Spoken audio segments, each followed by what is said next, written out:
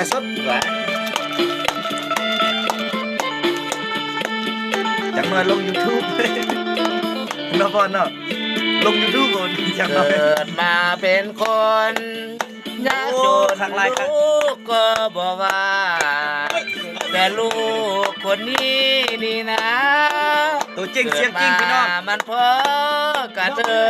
โอ้ อ ทางคนเตี้ยพี่น้องเอ้ย เป็นคนตำเตี้ยบ่สูงบ่ยาวคือเพิ่นเกิดมากัดยอดได้เกี่ยว เอิ้นไปเห็นก็เอิ้นบักเตี้ยอยากจะได้เมียไปเด้สิเลี้ยวเบิ่งหน้า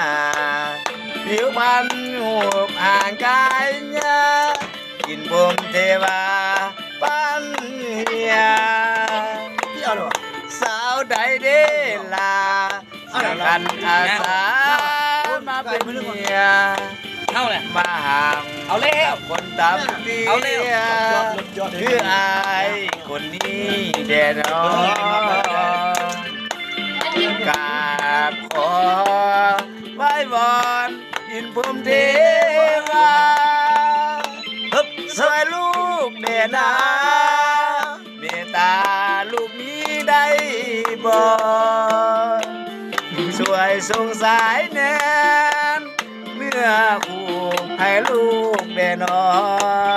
จะปล่อยให้ลูกนี้รอนานยานเท่าเต็มทีเตี้ยต่ำสำนี้อยากมีเงินหลายดีแม่ ตัดตีแม่ ก็คือ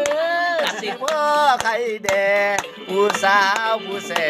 คงสิบ่หนี ก็ห้องพูดเป็นตึงได้ยาม อันนี้อีหยั ไม่ย่อยาม งอุ้มห่างเตี้ยตามเต็มที โฆษณาเด้อ เงินคำซ้ำยังบ่มีผู้สาวแลนนี้ปานเฮาพี่บ้า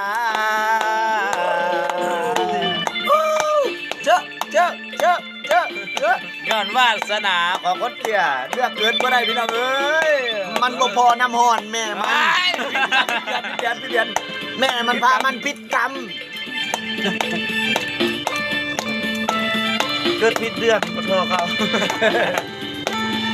สักลายอีกได้ธรรมดา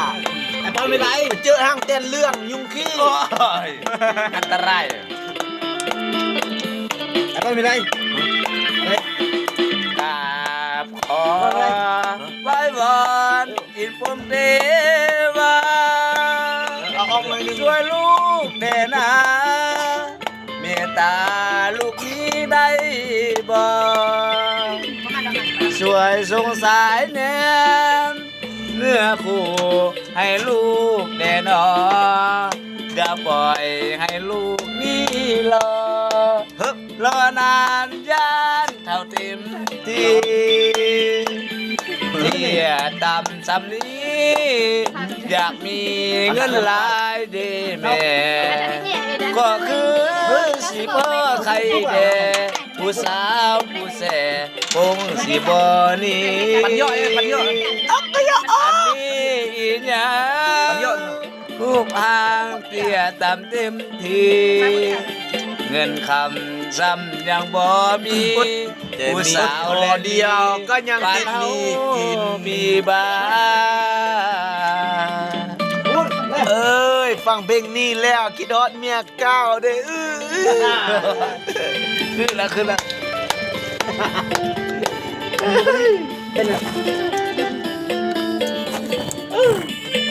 โอเคสุดยอดเลย